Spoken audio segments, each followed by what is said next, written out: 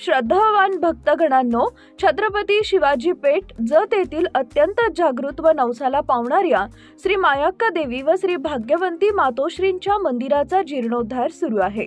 या पवित्र कार्यात भक्तिभावाने सहभागी व्हा। तुमची छोटीशी देणगी ही देवीच्या कार्याला मोठं बळ देईल। संपर्क बसवराज महाराज अलगूर, फोन पे गुगल पे 97 67 27 22 77। देवी भक्तांनी एकत्र येऊन हे पुण्य कार्य यशस्वी करावे ही नम्र विनंती। नमस्कार, मी मेघा जगताप, बीबीएम न्यूज मध्ये आपल्या सर्वांचं स्वागत। पाहूया आजच्या घडामोडी। आपल्या संपूर्ण प्रभागाची डेव्हलपमेंट असू दे, जत शहराची डेव्हलपमेंट असू दे, हजारो कोटी निधी मिळवण्यासाठी पळकर साहेबांचा प्रयत्न असू देत, किंवा जिल्हा नियोजन मधून देणारे पैसे असू देत, किंवा खाडे साहेबांच्या वरच्या प्रयत्नामुळे इथं विशेष प्रेम जत शहरावर आणि तालुक्यावर आहे। खाडे साहेबांनी 10 वर्ष इथं घालवलेली आहेत, त्यामुळे त्यांना सगळी माहिती इथल्या लोकांची आहे आणि आपल्याला ज्या काही गरजा आहेत ते त्यांच्यापर्यंत आपण पोहोचू शकतो आणि त्यांच्या माध्यमातून सुद्धा आपल्याला काम करता येतं। असं सक्षम अशी टीम आपली तयार झालेली आहे आणि अशी ताकद जर सगळ्यांच्याकडे निर्माण झाली तर आपल्याला उद्या कुठलीच अडचण येणार नाही। पाणी पुरवठा योजना चालू झालेली आहे, बंदिस्त गटारीची योजना आपल्याला मंजूरच्या मार्गावर आहे, रस्त्याची योजना आहे, त्याच्यानंतर सगळे चौक सुशोभीकरण करण्याचं संपूर्ण आपली योजना तयार झालेली आहे। महात्मा बसवेश्वरांचा पुतळा 2 वर्ष प्रयत्न केल्यानंतर माननीय आपले महसूल मंत्री बावनकुळे साहेबांच्या एका फोनमुळे बऱ्याच गोष्टी पूर्ण झाल्या आणि आपल्याला महात्मा बसवेश्वरांचा अश्वारूढ पुतळा बसवण्याची परमिशन मिळाली। पुण्यश्लोक अहिल्याबाई होळकरांचा चौक सुशोभीकरण करणं आणि त्यांना पैसे देणं हे पण आपल्या या कारकिर्दीत झालेलं आहे।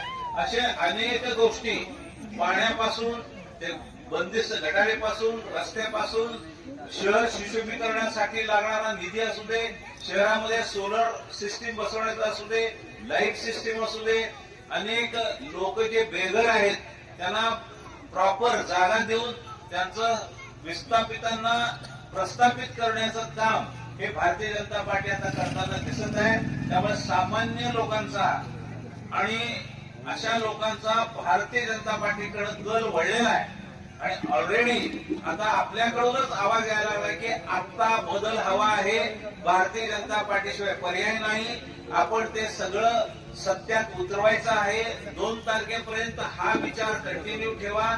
2 तारखेला सकाळी उठल्यानंतर स्वच्छ आंघोळ करून देवाचं दर्शन घ्या।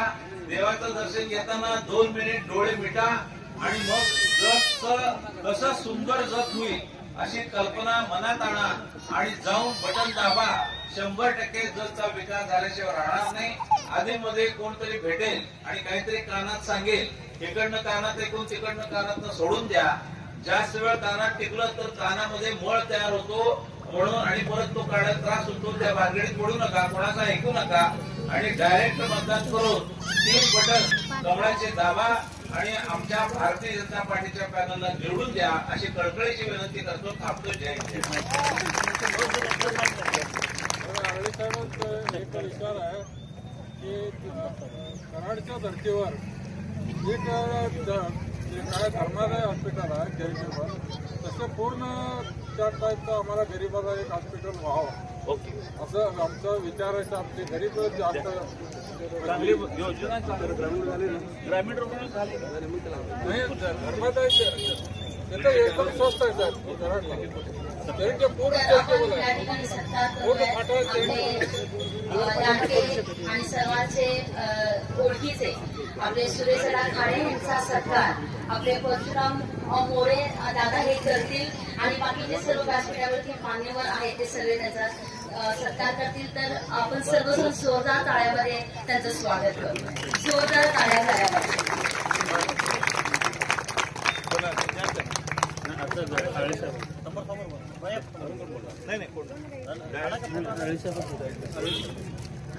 हॅलो, आज आपल्या जत शहरामध्ये जत नगर परिषद 2025 ची निवडणूक सुरू झालेली आहे. या निवडणुकीच्या नगराध्यक्ष पदाचे उमेदवार आपले डॉक्टर आळीसाहेब सगळ्यांचे परिचय आहेत. नगरसेवक पदाचे उमेदवार राजकुमार साळे, नगरसेविका पदाच्या उमेदवार लक्ष्मीबाई कैकाडी, आमचे ऍडव्होकेट भोगी साहेब, माझ्यासोबत आलेले माजी नगरसेवक पांडुरंग कोरे, गणेश माळी, राजेंद्र कुंभार, भाजप सरचिटणीस बाळासाहेब आळतेकर, व्यासपीठावरील सर्वच मान्यवर आणि या कार्यक्रमाला जमलेले सर्व माझ्या बंधू आणि सगळ्या लाडक्या बहिणी. लाडक्या बहिणी म्हटलं समजलं का? हप्ता आला ना? नाही आला? आला, हात वर करा. आता हे कुणी केलं? हे भाजपने केलं ना.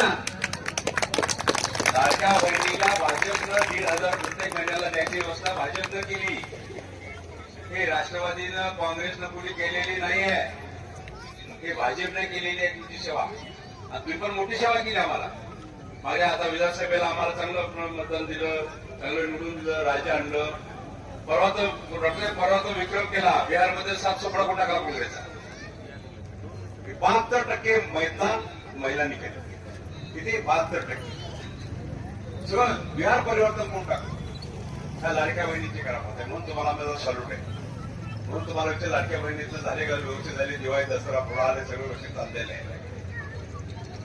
आज मी काही लोकांना माझी ओळख असेल, पण झालं आता 15-17 वर्षानं मी इथून गेलो, इथूनच आमदार झालो.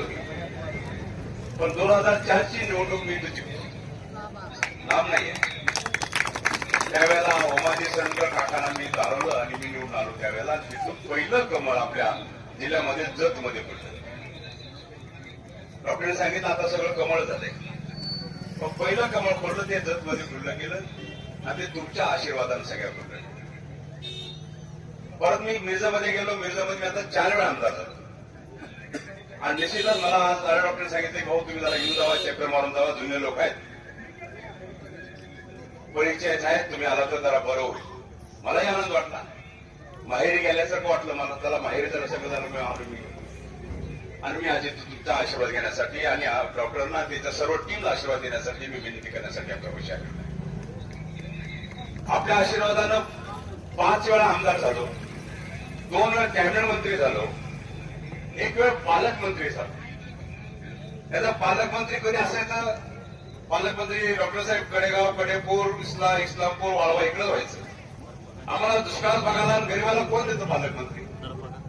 पण एका मागासवर्गीय कार्यकर्त्याला पालकमंत्री दिलं. ते फक्त भाजपनं दिलं आणि ह्या भाजपच्या कौशल्यानं मी पालकमंत्री हा दिले तुला. त्यावेळी निश्चित सेवा करावी भूमिका होती. नेते सेवा झाली पाहिजे. पालकमंत्री झालं, एक विश्वास माझ्या पक्षावर टाकलाय माझ्यावरती आणि त्याचा काहीतरी विकास झाला पाहिजे. दृष्टिकोनातून मी काम करायचा प्रयत्न केला. मी 2000 तुम्हाला सांगायला आनंद वाटेल मला की 2023-24ला मी आता 25 आहे आपलं आहे ना. त्यामध्ये 23-24ला मी ज्यावेळी पालकमंत्री होतो त्यावेळेला नियोजन मधून डीपीडीसी मधून मी ह्या नगरपालिकेला 2,83,52,000 रुपये दिले. त्यावेळी दिले होते खर्चाला. दुसऱ्या वेळी 2024-25ला मी 3,50,77,000 रुपये दिले. एवढे पैसे मी त्यावेळेला ह्या नगरपालिकेला कामासाठी दिले. पैसे नियोजन मधून दिले होते. त्याच्या व्यतिरिक्त 6 कोटी रुपये त्यावेळी पक्षाचे नेते होते, पक्षामध्ये होते, आता ते पक्षामध्ये नाही आहेत. आता कुठं दुसरं करू शोधले त्यामुळे ते आता नाही आहे. त्यावेळी त्यांच्याकडे आम्ही सगळ्या विकासाच्या कामासाठी, ग्रामीण भागाच्या विकासासाठी आम्ही त्यांना 6 कोटी रुपये 2 वर्ष दिले. एवढा पैसा दिला गेला. हा भाजपने दिलेला पैसा आहे.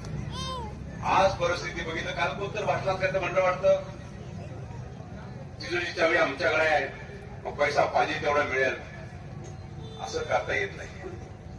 एक पैसे जरी खर्च करायची झाली महाराष्ट्राची तर त्याला कॅबिनेटला घ्यायला लागतो आणि कॅबिनेटमध्ये घेऊन मुख्यमंत्र्यांची मान्यता घेऊन मग तो पैसा रिलीज होतो. त्याशिवाय कोणाला एक पैसा रिलीज करता येत नाही. कारण मी कॅबिनेटमध्ये 2 वर्ष काम केले, 5 वर्ष काम केले. कॅबिनेटमध्ये असं करता येत नाही. कोणी सांगितलं त्यामुळे आमच्याकडे आहे, आम्ही पैसा आणू, पैसा करू, असं करता येत नाही. मी आज पुढे सांगतो तुम्हाला, कारण मी कॅबिनेट मंत्री होतो मी त्यावेळेला. एकही पैसे खर्च करायचे तर मुख्यमंत्री परमिशन, दोन्ही मंत्र्यांची परमिशन आणि कॅबिनेटच्या मंत्रिमंडळाची परमिशन घेतल्याशिवाय एक पैसा खर्च करता येत नाही. ती चावी कुणाच्या हातात असली तरी सुद्धा त्याला अधिकार नाहीये, ती मी आपल्याला सांगतो. तर हे सगळं करायचं असेल आणि हा विकास करायचा असेल, ही नगरी खूप सुंदर झालेली आहे. पाण्याची स्कीम, पैशाची स्कीम भाजपनं आणली.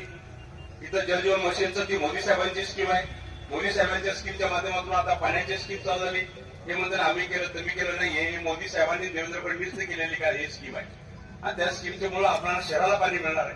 शहर जर सुंदर असं बनवायचं असेल तर मी त्यावेळेस होतो त्यावेळी नगरपालिका नव्हती, नगरपालिका नव्हती त्यावेळी ग्रामपंचायत होती.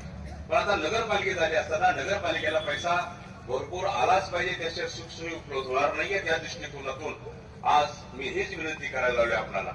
आज तुम्ही जर बघितलं, आज मिरजला गेला, आमच्या हॉस्पिटल बघा मिरजची, आमचे रस्ते बघा, आमच्या नगरी बघा, आमच्या ग्रामीण भागाचा भाग बघा मिरजामधला सुंदर झालेला. भाजप पैसा आज डॉक्टर आळी साहेब इथे आहेत.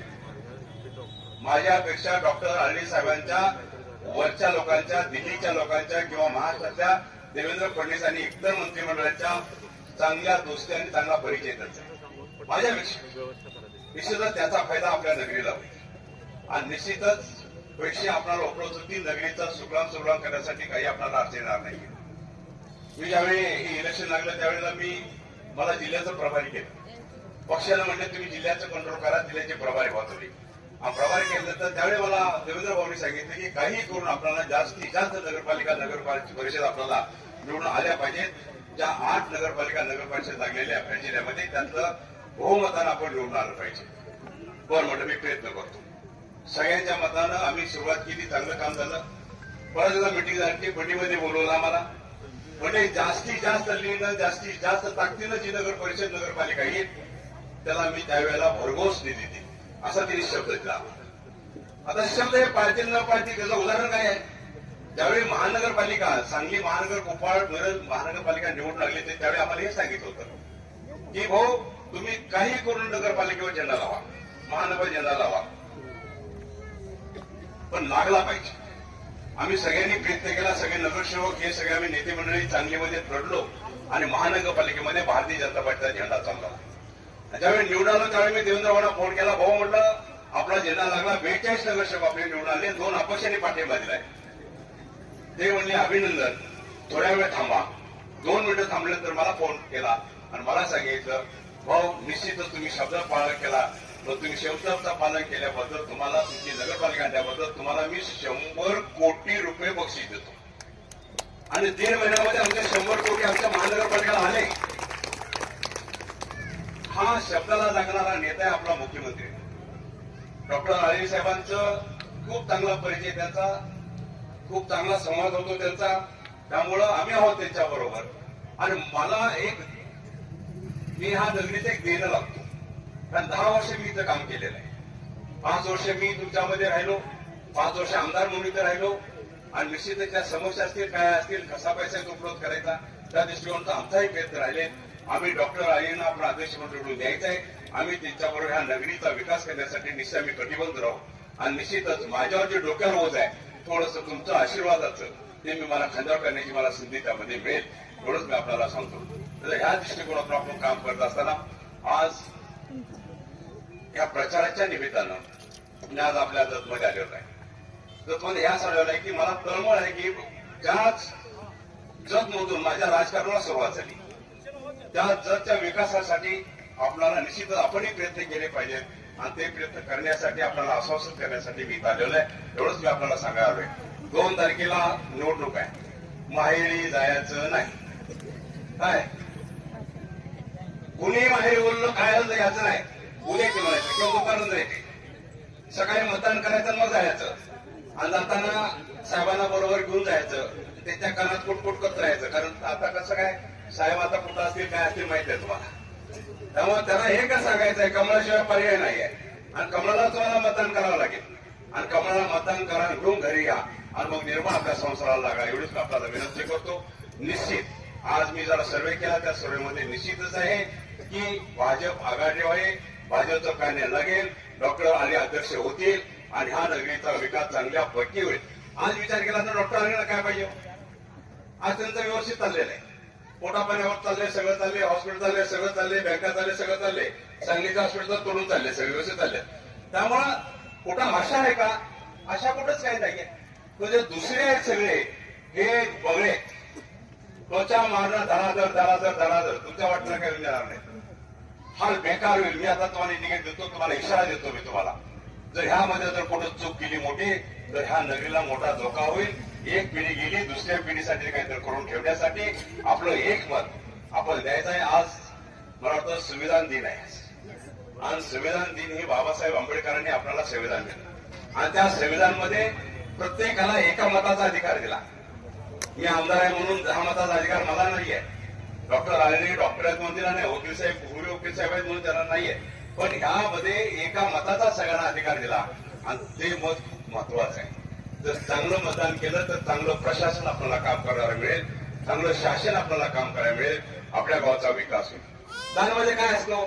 एक रक्तदान असतं. रक्तदानानं काय होतं? एखाद्याचं आयुष्य आपण वाढवू शकतो किंवा त्याला जीवदान देऊ शकतो. अन्नदान काय करतं? आत्मा शांत करतं, पोट भरलं की आत्मा शांत होतो. तसंच हे मतदान आहे. हे 3 दान आहे. त्या 3 दानामधलं मतदान दान ते पण आपण प्रामाणिकपणे व्यवस्थित करावं एवढीच आपल्याला विनंती करतो. आणि निश्चितच 3 तारखेला भारतीय पार्टीचा झेंडा ह्या नगरपालिकेवर लावा एवढीच आपल्याला विनंती करतो आणि सांगतो. जय हिंद, जय महाराष्ट्र.